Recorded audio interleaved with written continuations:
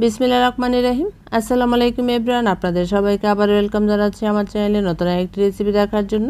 আমার আজকের রেসিপিটি হচ্ছে খুব সহজে প্যাকেটের মশলা দিয়ে ওভেনের চুলায় কিভাবে তান্দুরি চিকেন তৈরি করেছি সেই রেসিপিটি আজকে আপনাদের সাথে শেয়ার করব।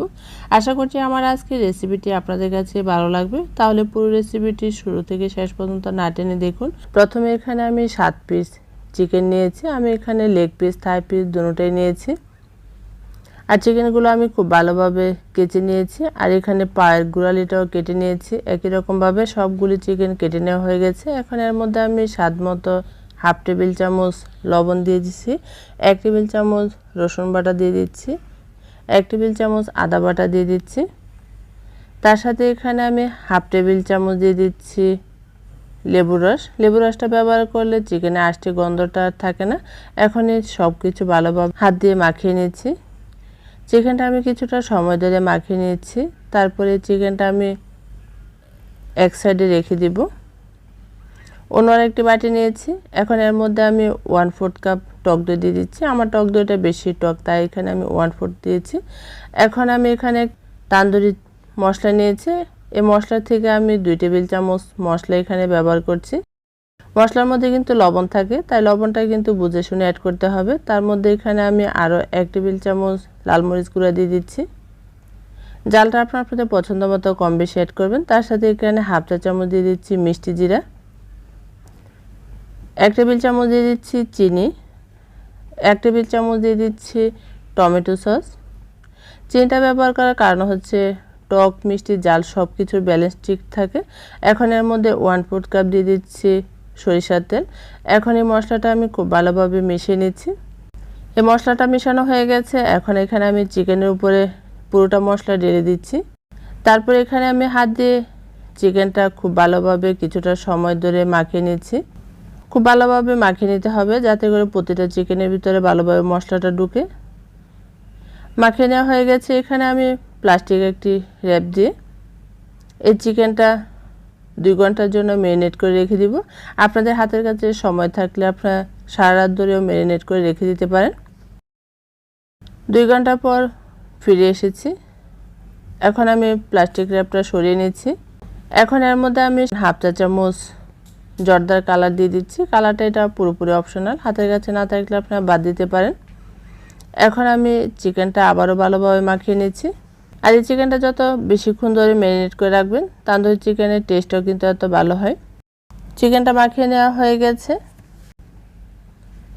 এখানে আমি একটি প্রথমে ওভেনে সেট করে দিব, তাই এখানে ওভেনের ট্রে নিয়েছি। নিচের ট্রের মধ্যে আমি ফয়েল পেপার বিছিয়ে নিয়েছি যাতে তেল মশলাটা পড়ে নষ্ট না হয়ে যায় ওভেনটা। এখন এর মধ্যে আমি 5টি চিকেন দিয়ে দিয়েছি। তারপরে ওভেনে আমি 250 ডিগ্রি সেলসিয়াস তাপমাত্রায় প্রথমে 15 মিনিটের মতো সেট করে দিয়েছি। 15 মিনিট পর আমি খুলে চিকেনগুলো আমি উল্টে দিচ্ছি। চিকেনটা উল্টে দেওয়ার পর আরও 15 মিনিটের মতো আমি সেট করে দিব। আর আমি কিন্তু এখানে 250 ডিগ্রি সেলসিয়াস তাপমাত্রায় পুরো চিকেন তান্দুরিটা করে নিচ্ছি। এখন আমি আবারও 15 মিনিট পর ওভেন থেকে চিকেনগুলো বের করে তেল মশলাটা ব্রাশ দিয়ে লাগিয়ে নিয়েছি। এভাবে আরও 10 মিনিট করে দুইবারে আমি দুই পাশে তেল মশলাটা ভালোভাবে লাগিয়ে নিচ্ছি। আমি এখানে টোটাল 50 মিনিটের মতো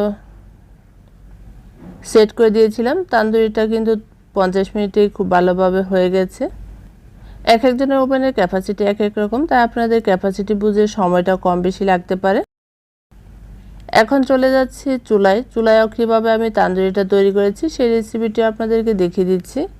এখন আমি চুলায় প্যানের মধ্যে প্যানটা গরম করে 2টি লেগ পিস দিয়ে দিয়েছি।